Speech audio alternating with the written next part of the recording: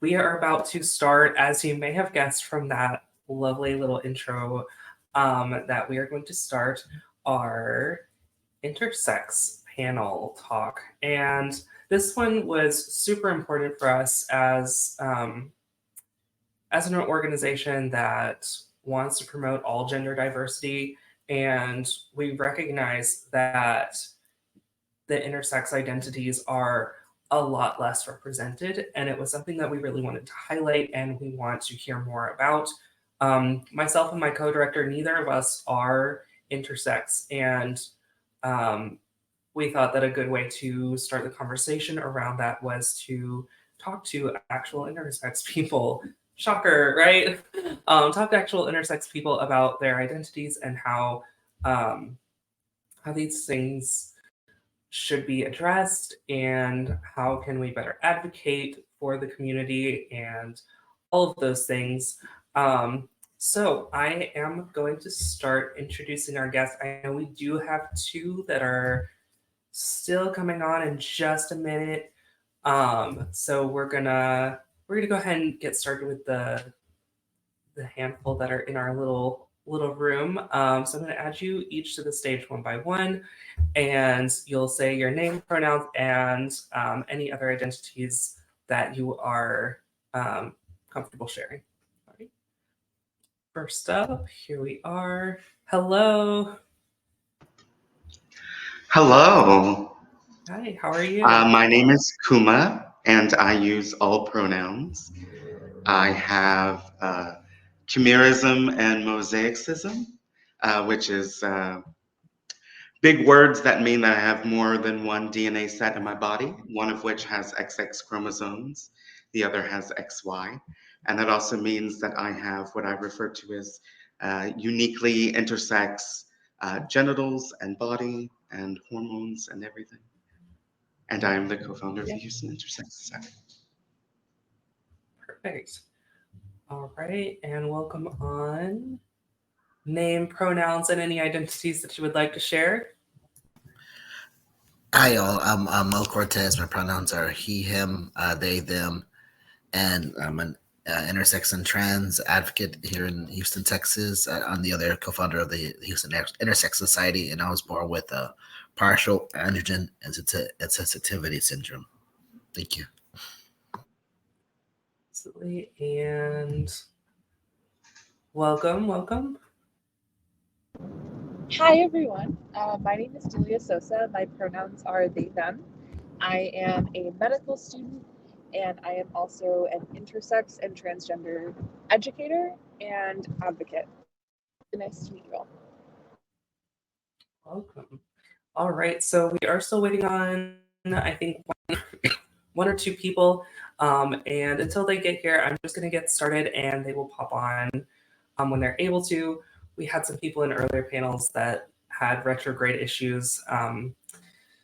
Unfortunately, it's messing with everybody's electronics, so we're just going to have to leave it at that. But yeah, so actually, first, I do need to go over community agreements. So everyone, just be respectful of each other. We're already doing this, but please stay on mute if you're not speaking. Be respectful of each other and keep an open mind. Don't make assumptions and ask for clarification rather than assuming the worst.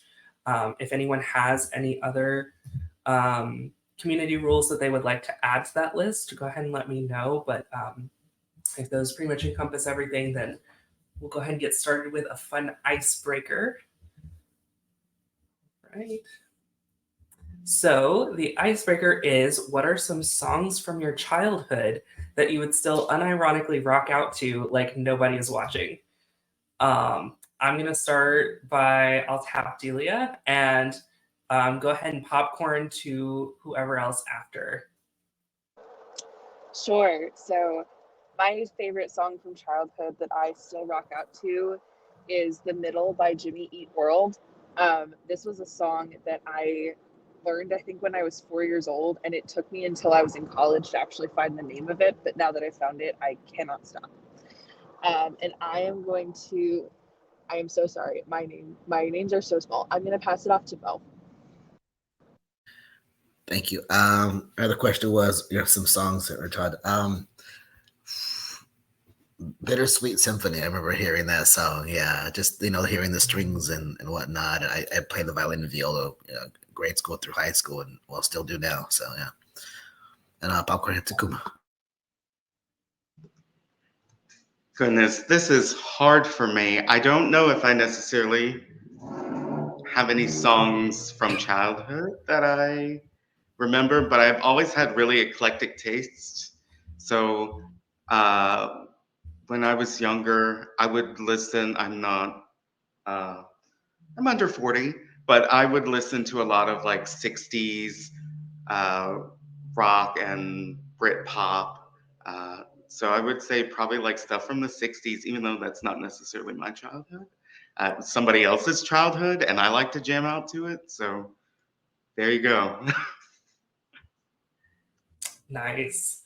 I will say mine is probably so silly. Veggie Tales.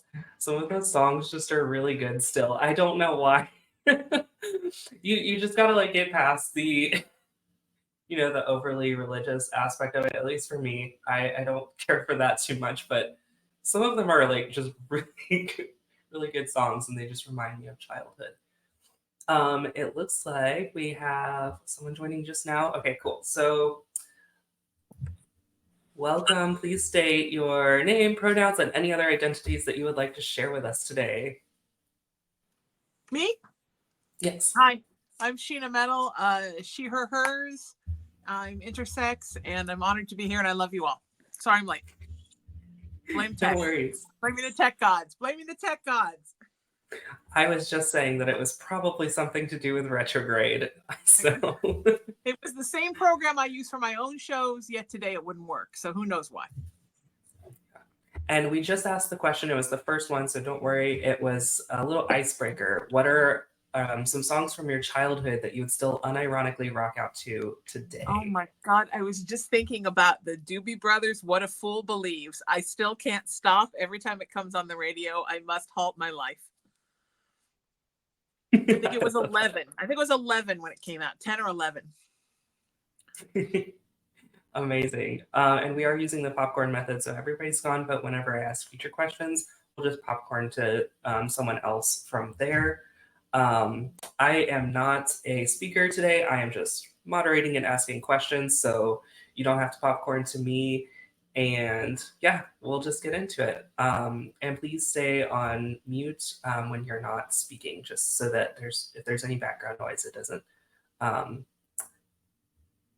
talk over somebody else. And we're gonna get started. So I have to be upfront, and I've told you all this before, I think, in our little one-on-one intros before we started this. I know very little about what it means to be intersex, and I am here definitely to learn today, and I know that I'm going to learn so much from all of you. You're all so well versed in everything you do, and I really love hearing you talk about these things. But I also say that as a precursor, because if I say something a little bit ignorant, it might be just because I really don't know. So I am asking from a place of like genuine care and interest in learning. But if I am out of line with any of the questions I ask, feel free to be like, no, stop it. Like newspaper me on the head, whatever you got to do. That being said, I will start with the first question. What does it mean to be intersex? And I'm going to start with Sheena.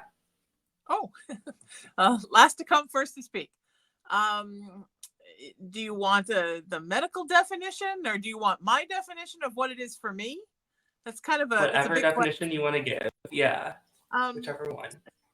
For me, because I always look at everything from an emotional and a spiritual perspective, to be intersex is to be someone who is embracing of all genders, yet not necessarily conforming to any of them. Certainly, I understand that gender exists. I understand there are a lot of people on our earth that gender is very important to. To me, I like to think of us all as energy. So I've always thought gender was a non-issue. I didn't discover I was intersex till I was 31. So maybe gender's a non-issue was my defense mechanism for the fact I never felt like I belonged anywhere. I love being intersex. I think it's a beautiful thing to not have to conform one way or the other, but to understand both genders and love them both. And also all genders now, as we're learning that gender is such a spectrum. I guess that's, for me, that's the definition of intersex, is you're something. A friend of mine once said, you're something that defies gender. And I kind of like that. We're something that sort of looks gender in the face and says, I see you, but I'm not you. And I think that's the most wonderful thing about us.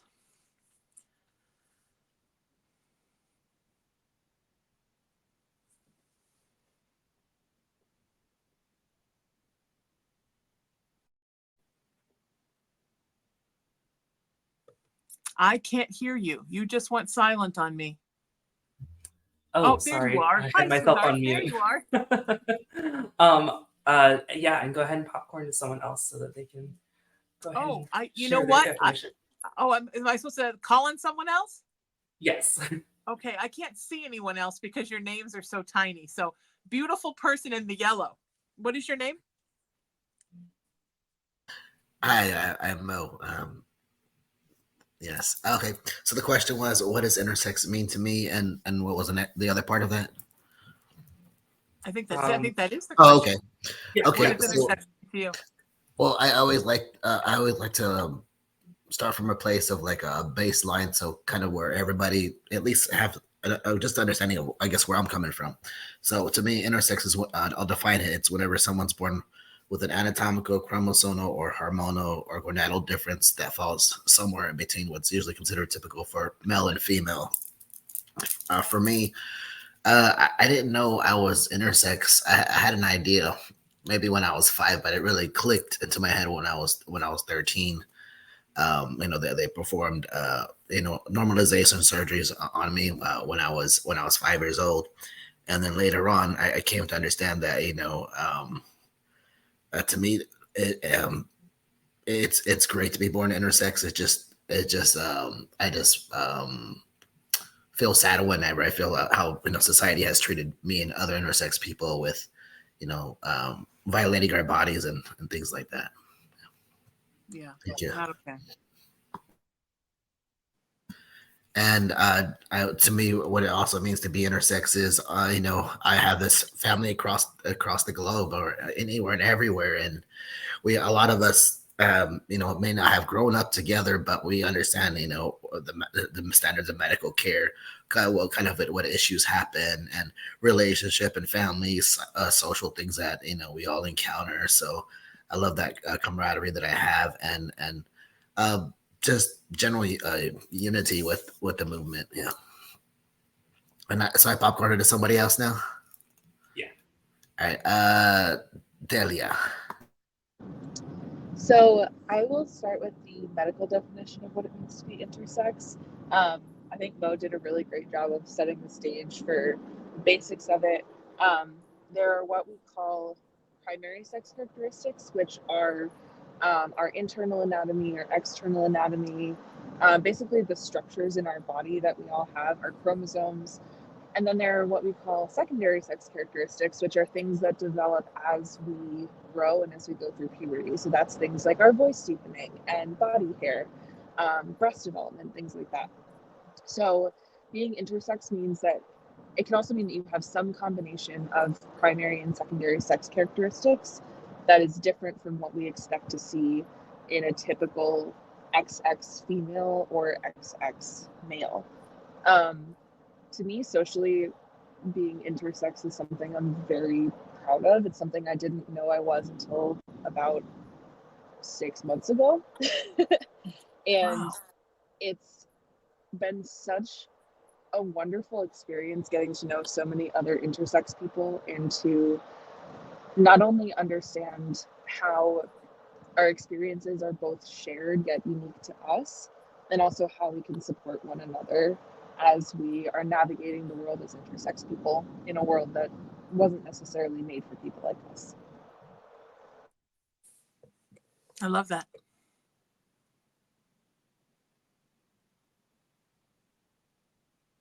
And I think Koomah's the only one left, so we'll just popcorn over to Koomah. Sorry. That's great.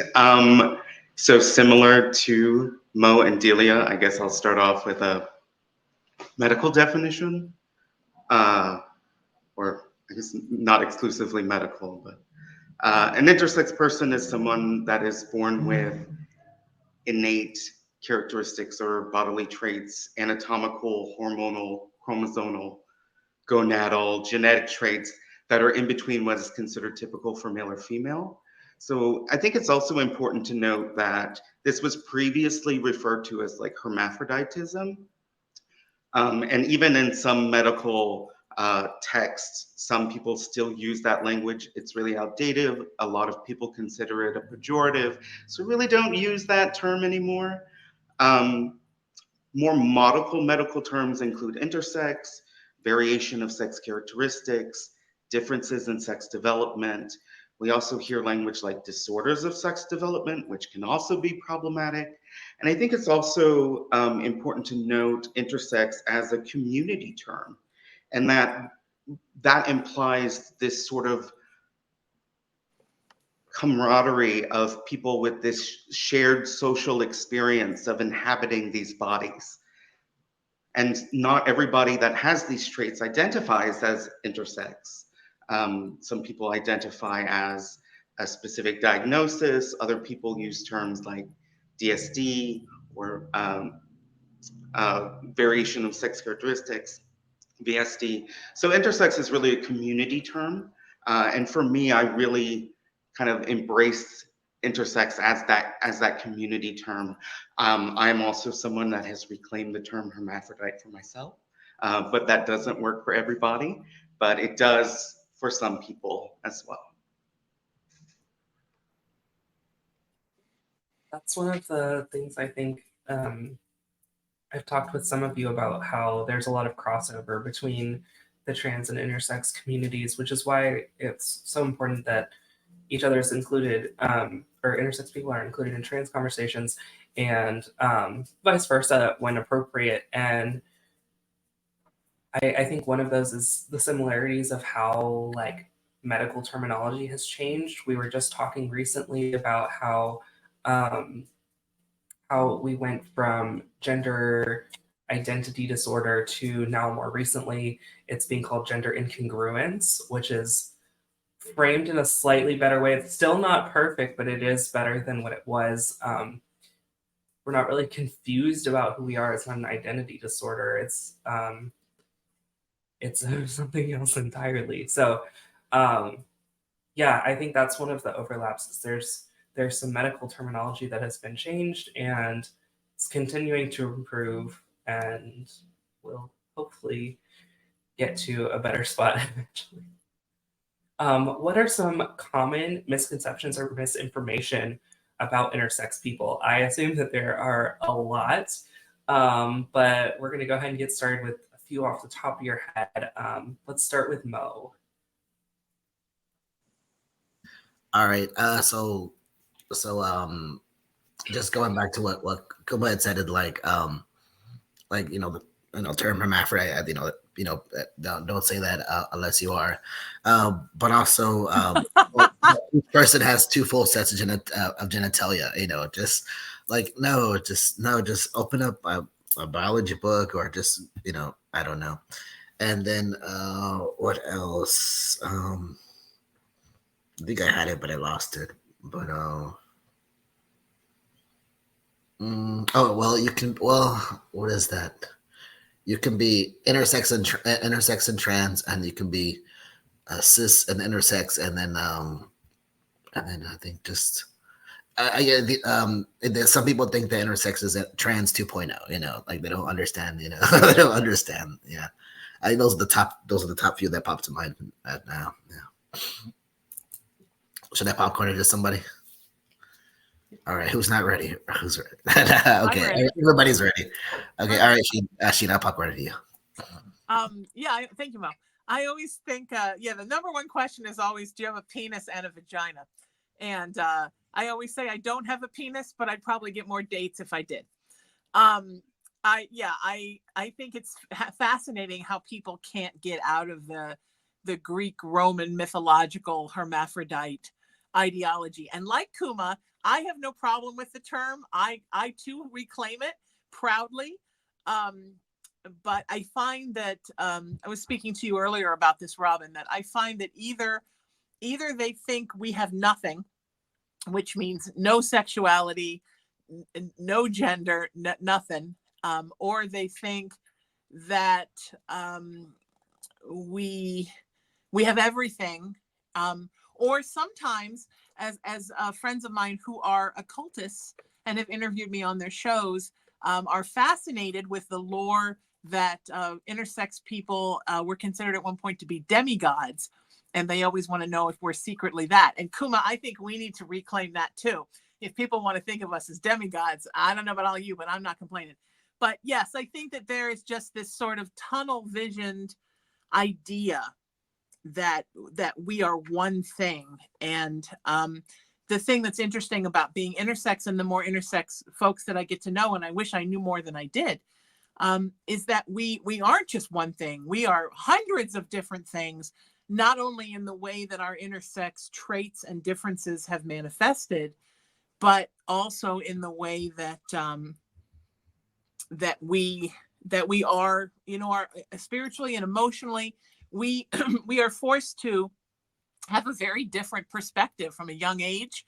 So we grow up with this kind of expansive idea of what everything can be. And I think it just sort of makes our perspective a little more 360.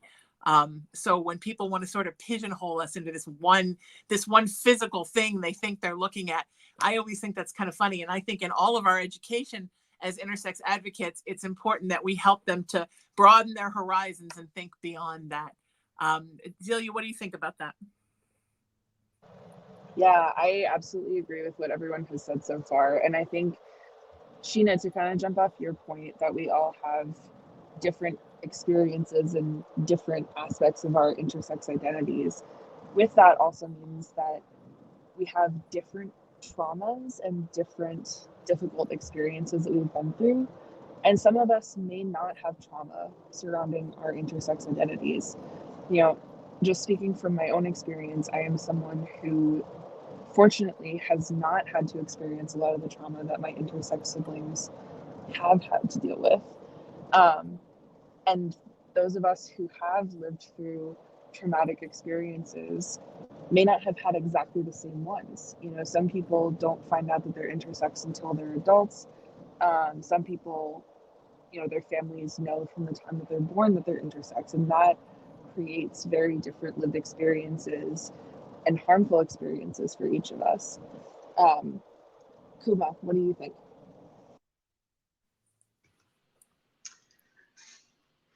So one of the things that I hear often in medical spaces from the general public is that despite whatever our variation may be, that we can absolutely be categorized as a binary sex and gender. That, oh, if you have PAIS, that means you're really this sex, gender, whatever, and that all intersex people identify as a binary gender. And so I do hear that a lot. I know that that's not true. But I don't hear that discussed a lot. I think I definitely hear they like, oh, intersex people have both sets of fully functioning genitalia. That's not true. We know that's not true. I hear all of these things, but that's that idea that even intersex people can be categorized into a binary. Huge misconception, not true, doesn't work.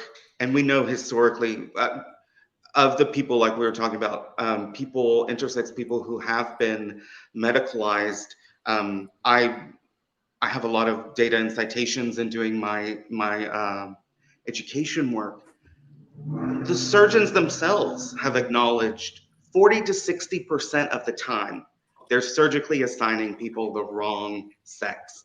When they surgically assign intersex babies and children, they're 40 to 60% of the time. So that is failing, but just this idea that you can look at someone's body or even look at their chromosomes, look at their hormone levels, and then decide for them what their gender has always been inaccurate. Yes. Yes. With any human, right? We should never assume. I mean, we should never assume what someone is. We should let someone tell us who they are. I think that that is true for anybody who's ever been a little bit different on the gender or the sexuality spectrum. I think we have to just let people tell us how they are. And because I have found, and I don't know if all of you have, but I have friends who truly believe they're intersex, yet they don't have any kind of biological difference or chromosomal difference to prove that they are, but they're quite sure that they are. So I think we need to let people be who they're sure there are, and not always be trying to make people prove there's something. You know what I mean? Do you agree with that, Mo? People can define themselves however they feel like. More free. Yeah. Yeah. I know we just discussed a couple of them a minute ago, but what are some similarities, if any, as well as if you want to share some like major differences that you've noticed between intersex and transgender fluid, non-binary identities? Obviously, there is a lot of overlap, as we, like I said, just talked about, but there are definitely some differences. What are some of each? Let's start with Delia. Yeah, so the first difference that comes to mind for me is coming from the perspective of a person who is both trans and intersex and a person who is training to become a doctor. I've noticed that so many people try to force their opinions about our bodies onto us and onto our healthcare. So a lot of times for trans people, that looks like taking away our healthcare. And for intersex people, that can look like forcing care onto us that we don't necessarily want. It's really frustrating because, both groups of people fall beyond the sex and gender binaries that we are taught are exactly the same thing, when the reality is that they're not. And a lot of people don't know what to do with that, so they think they have to dictate what our healthcare should look like. But the reality is that we deserve to make our own decisions about our own bodies. Sheena, what do you think? I agree 100%. Yeah, I do with you. And I also, you're training at Delia to be a doctor? Yes, I'm in medical school now. That's so fantastic, because I got to tell you, my doctor had no idea what any of it was all the way through. For me, I mean, I think non-binary folks in some ways are a lot like us. And again, everybody's different. I don't want to lump all intersex people into the same category. My experience with my trans friends has been that they have fought so hard to show the world that they were another gender than they believe they were, for people to identify them as male or as female. Whereas I find with me and many of the intersex folks that I know, like you can really, however you want to identify me is fine with me. Like I just honestly don't care enough about gender. Now, part of that, I think, like you were saying, Delia, earlier, my mother didn't really raise me. I mean, sort of to be female, but it was never an emphasis. The emphasis was always on being a soul, being a humanitarian, being a human. There was not a lot of gender pushing in my family. And my father was very absent. So my mother was sort of my mother and my father. So I didn't grow up with like clear, gender ideas, as a lot of folks my same age. I'm in the Gen X generation. A lot of folks my same age grew up with a lot more of that than I did.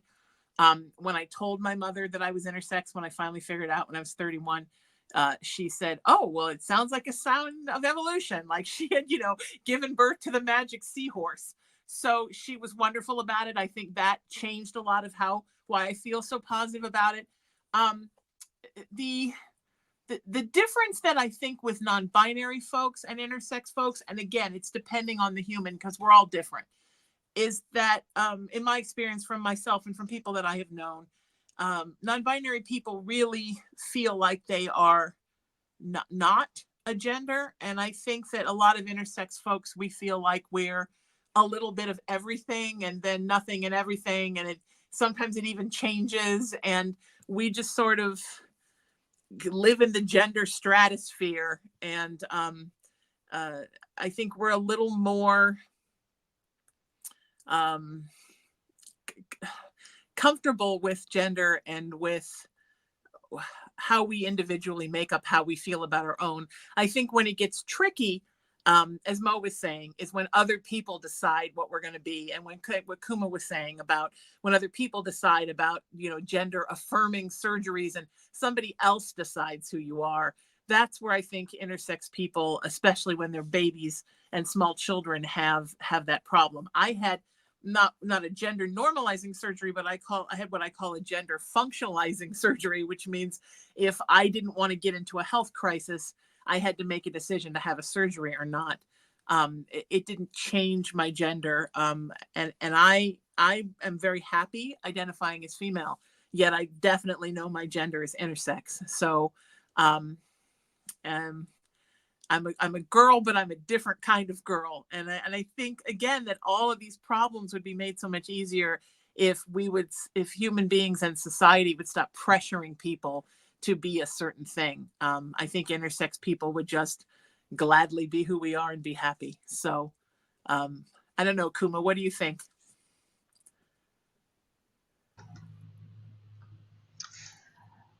So one of the commonalities that I have definitely seen between both the trans community and the intersex community, and it also really extends to the gay and lesbian community, bi, pan, queer community as well, and that is that we're all struggling to fit into a world where people are not violently trying to change us.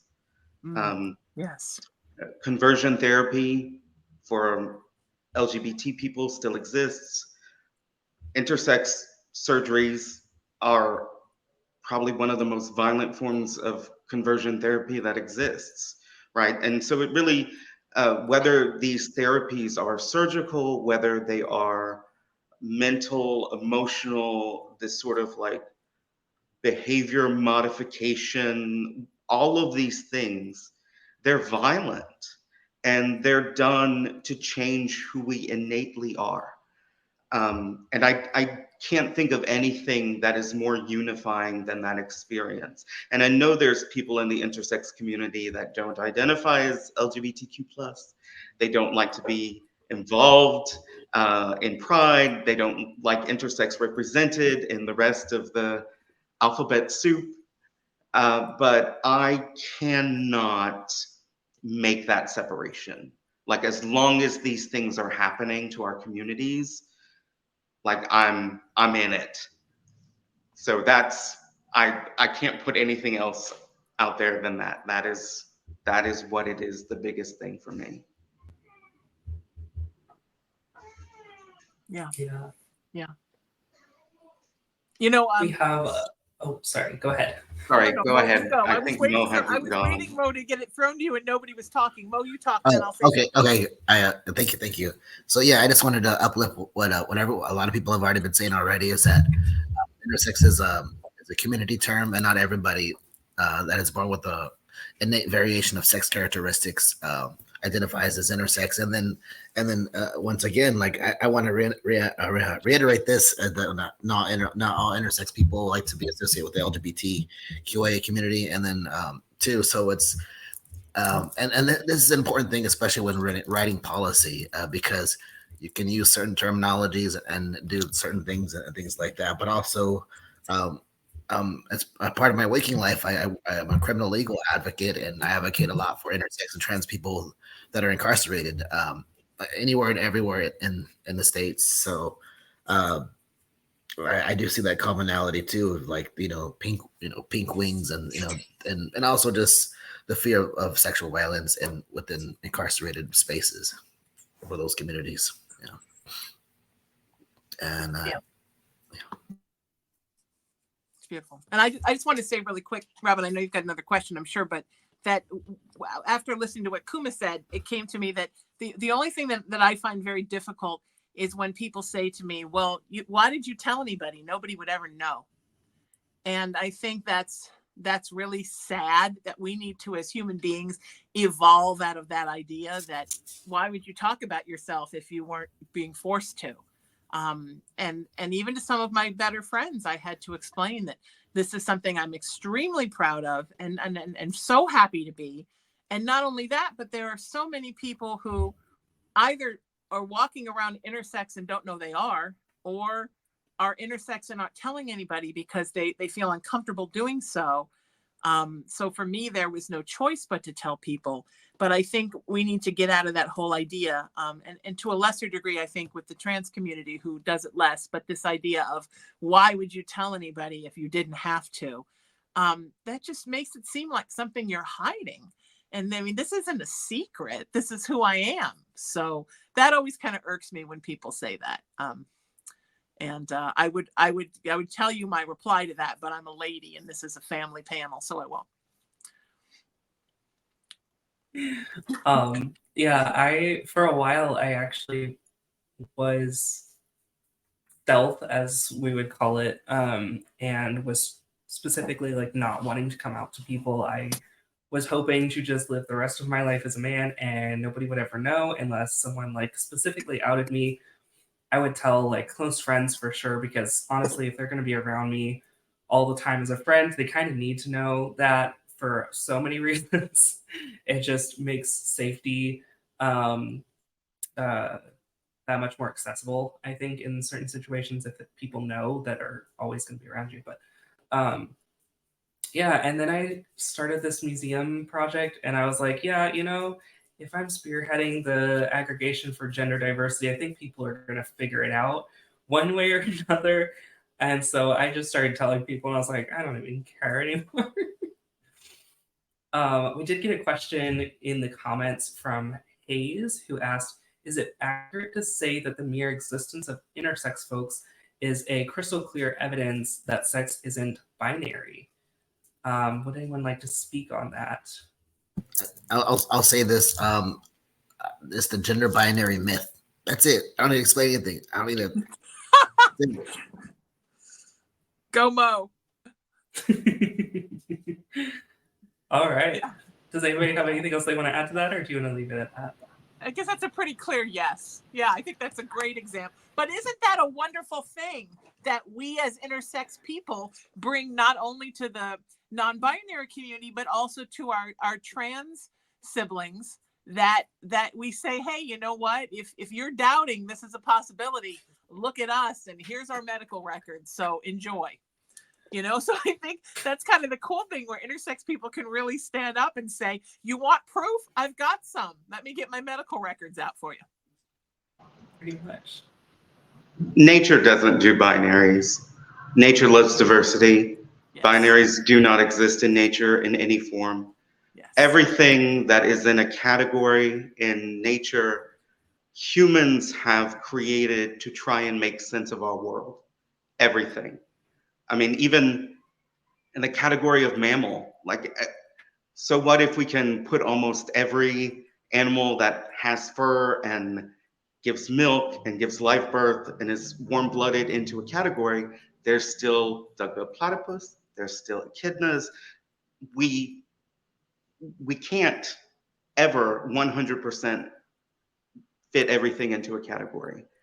And the other thing is that even if you want to take intersex in that, right? Like, even for folks that right, like this idea of sex as a spectrum implies like an even distribution. At best, it's a bimodal system where you have two of the most common outcomes and a lot of variation in between. Yes. But even a bimodal system is not binary. It's not only one of two options. It just doesn't exist in anything that exists in science. So this idea of a binary is absolute nonsense anywhere and everywhere that it's presented. Doesn't work. It's the actual mythology. It's the real mythology. Definitely. We have another question, actually. I think Kaden wrote this one. How did you find out you were intersex? Was it through tests or did your parents tell you? It sounds like there may be a little bit of both, possibly. But yeah, does anyone want to start? I don't want to force anyone to answer these extra questions that weren't on the list in case they're not comfortable, but if you want to just pop your hand up. All right, Delia. Yeah, I'm happy to talk about this. So I had kind of had a suspicion for a while because I started growing a lot more facial hair than your average XX female would. And I was like, I don't know what this is, but I kind of want to figure it out. Like my med student brain started turning and was like, I need answers to this. And I had also been having some pain that actually warranted getting a surgery to figure out why the pain was happening. And in doing the tests to prepare for the surgery and make sure that there was nothing my doctor was missing, that was how we actually found out I was intersex. It was through an ultrasound and through a couple of blood tests. I will say that, like, if folks out there listening are wondering if they're intersex, there are a lot of different ways to find out, but it kind of depends on what intersex variation or variations you expect you might have. So do a little bit of research on what some of the characteristics of those intersex variations are and what tests you might need in order to figure that out. And don't be afraid to ask your doctor for it, especially if your doctor is someone who understands what the word intersex means and you feel safe talking to about this. Yeah. I've definitely wondered. Oh, sorry, Sheena, go ahead. Robin, go. No, you go, sweetheart. Oh, I was gonna say I've often wondered if I am intersex because like, the thing is, you don't always know. You can't always know, especially if it wasn't something that was found at birth. Maybe it's more of like an internal thing, rather than something that's like externally present. And I do also wonder if I am, and if maybe that's why I felt more non-binary or male aligned inside. Like I knew in my heart that I wasn't like a female, hence the transition. But yeah, I've wondered if there was any correlation there, and I I didn't know that there were many tests, so that's new news to me, and maybe I should do more research into that. The only thing I could think of was doing like a chromosome test, and without reason, there's no way my insurance would cover it, just out of sole curiosity. And so I was like, oh, I'm stumped. I was literally last week just looking for maybe a at-home chromosome test, which doesn't appear to exist from what I've looked for. But yeah, so that opens up new avenues for me. Sorry for the weird lighting. It's like sun is going down. It's directly in my eye. Very film noir. Go ahead, Sheena. I was 31, and so before that, I thought maybe I was an alien, and someday my people were going to come and pick me up, because I just had no interest in gender, and I didn't understand. I mean, I was happy to dress both ways, wear my prom dress, like I wasn't, but none of it felt like it all felt like costumes, and because I was an actor at the time, I guess it all felt natural that it all felt like costumes. And then I was doing a radio show, and we had a guest who was intersex, and it was the first time I'd ever known an intersex person knowingly, and I couldn't believe how much I felt like this man was my kindred soul. And people kept calling into the show with different things that doctors had told them were quote unquote birth defects. And he kept saying, yep, that's a condition and that's a condition. And I got up during the break to go to the restroom, and I literally was thinking, I swear this is what I am. But, I didn't have an assignment surgery as a baby. And then I suddenly remembered the surgery I had when I was 17. And that was when I called my mom in a panic at 1 o'clock in the morning. So for me, it was knowing somebody from our community and seeing how much the way they spoke and their energy and the way that he was such a mixture of masculine and feminine. And that was when I started investigating. But later I asked my doctor who did the surgery is now deceased, and his son is my doctor, and he and I have talked about it. And that was when I really realized what I was saying to you earlier, Delia, how much a lot of doctors don't know a lot about it. And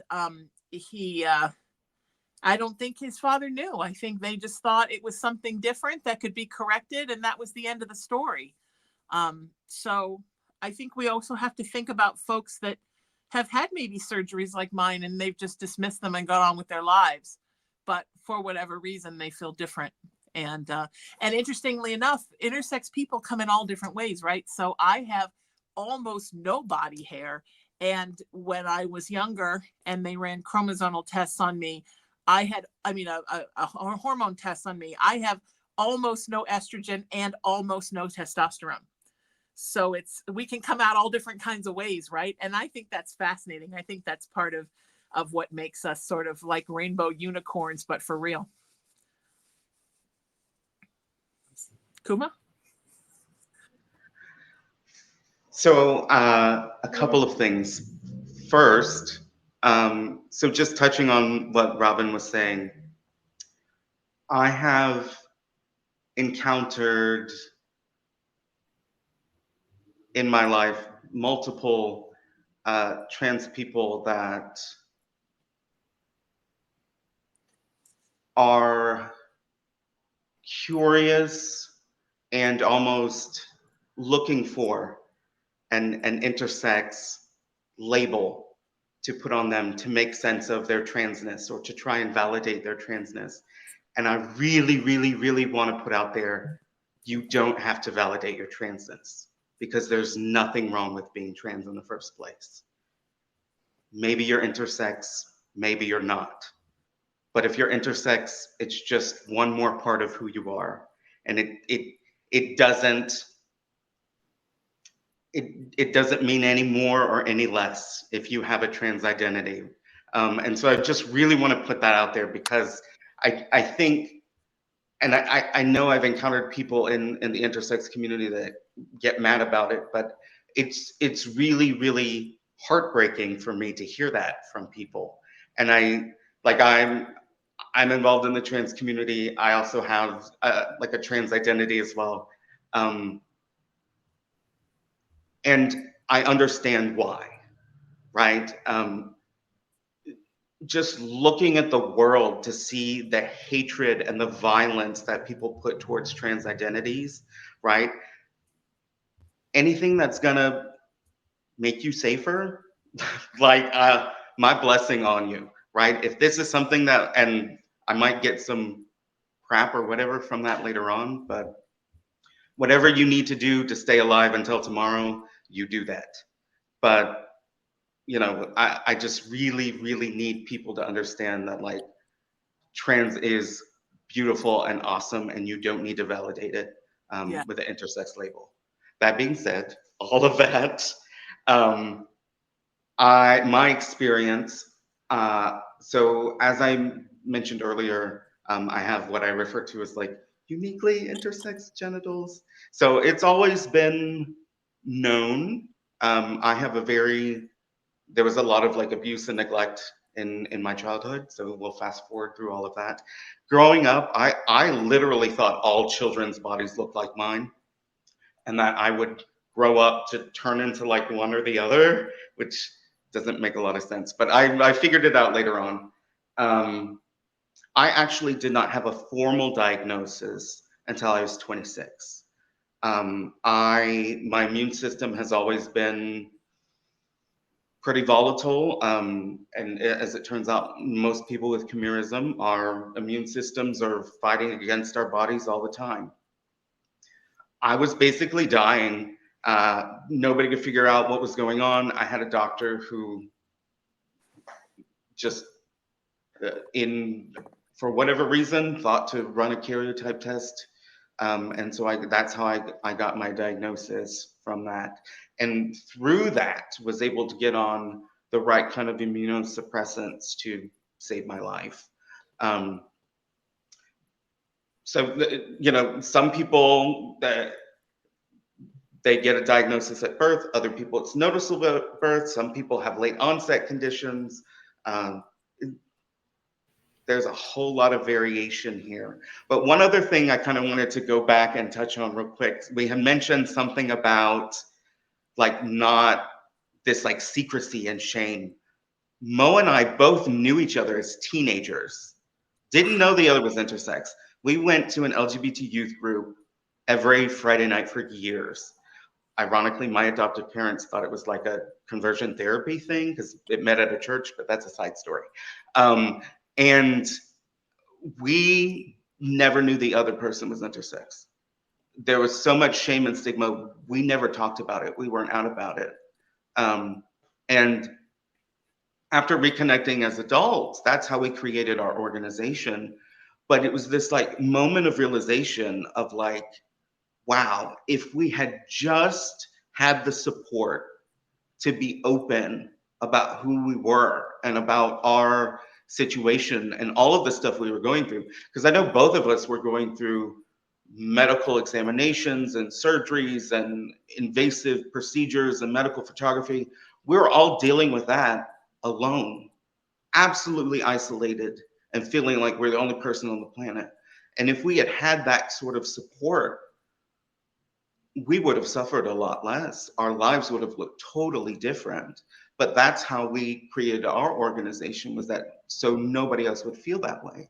And so that's what panels like this are so important, because there's still so much shame and secrecy in intersex community and intersex traits. There are so many people that are out there feeling like they're the only person. And I know I'm kind of going off on my own little thing. So I'm gonna stop there. I'm gonna pass it over to Mo, and he can tell us his story before I make this the Koomah show. No, you're good. No, I was gonna say, answer the question. Yeah, I realized something was different about my body when I was 5 years old. When I woke up from a hospital bed in Dallas, and I saw a giant red X, on my lower half, and I was 5 years old. And then, so I think around 13, that's when I saw the word intersex in my medical records. My older sister gave me my medical records, and it said male pseudohermaphrodite. And it is, I'm like, huh? And I closed the books really quickly, and then 18 is when I actually got on the internet and found the Intersex Society of North America, and then also I found Bodies Like Ours, and I got linked to the USAIS women's group back in the day, and got connected. But yeah, days before the internet, y'all, it was really rough. Yeah. I'm sorry to hear that there were so many bad experiences with finding it out, and that, honestly, I mean, and this is my perspective again as someone outside of this, but it feels like the medical system just completely failed you in this way. It sounds like that's kind of an experience for all of you, whether you have trauma surrounding it or not. Regardless, they didn't do what they should have done to get you to where you needed to be. You kind of had to advocate for yourself, or like find out things for yourself way later. So yeah, that's it. It's unfortunate. And I am so glad that Delia is going into the medical field and can be that like voice of reason and hopefully help people who have an intersex variant. That's the correct term. I think that's what you've been saying, but an intersex variant. And yeah, I think it's great. We need more gender diverse people in the medical field in general, honestly. People who are not just straight and white. One question that I had actually was, are intersex people considered cisgender or transgender or neither, or does it really depend on the person? This may be kind of like a binary way of thinking for me, but if it's what you're born as. Technically, it wouldn't be transgender in that way, but I know that you can also be transgender and intersex. So I don't know. I will let you guys answer that. But my logic in my brain was like, feel like there's something missing. So I wanted to ask. And let's start with Koomah for this one.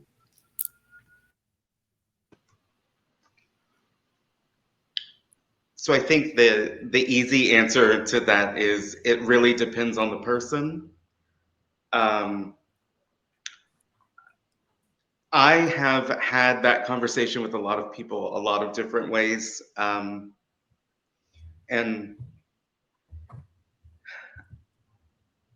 I think it's complicated because, as we mentioned, the intersex community is so diverse that people have different ways of looking at sex and gender. And this idea of transgender and cisgender, and then terms like intersex and endosex, meaning not intersex. So there's some other terms kind of around. I know there's, what was it, ipsogender. There was, and maybe Mo knows or can look it up for me real quick while he's sitting there.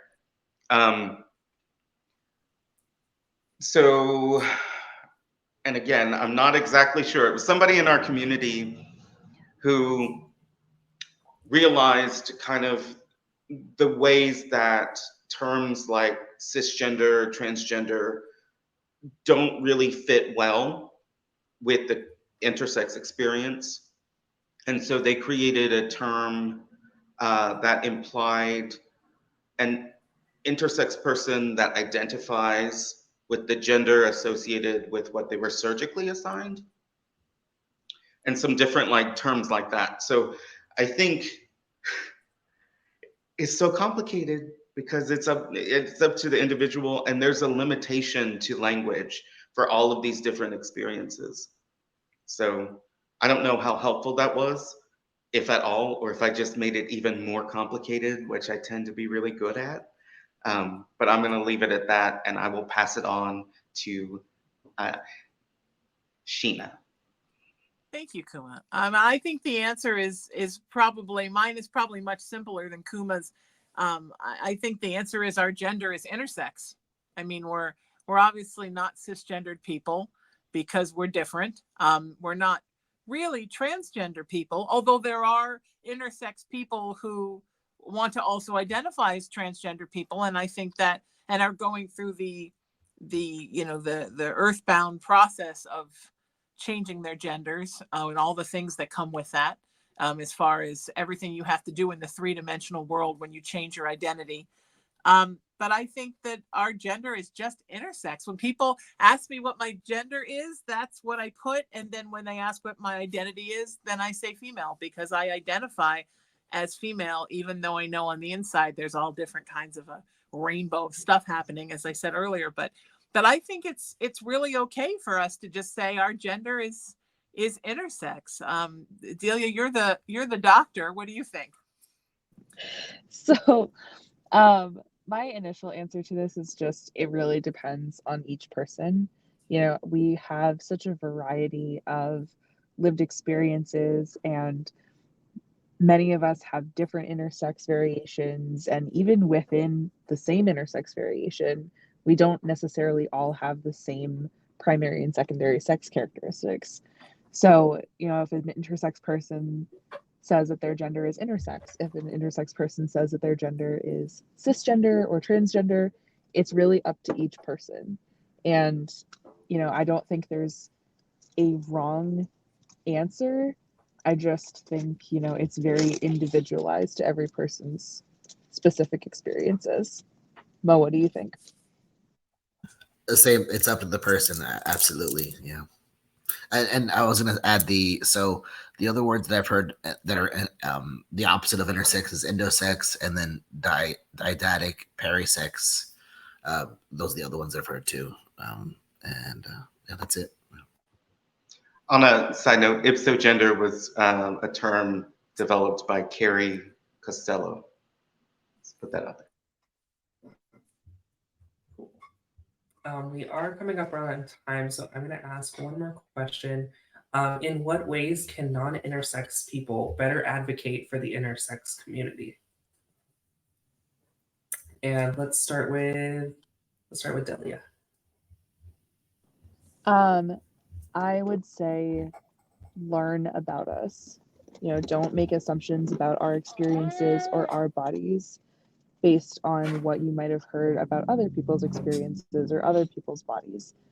Take the time to get to know us, to get to know our community, and to get to know the history of our community, because that can help you learn how to understand us better and how to advocate for us better.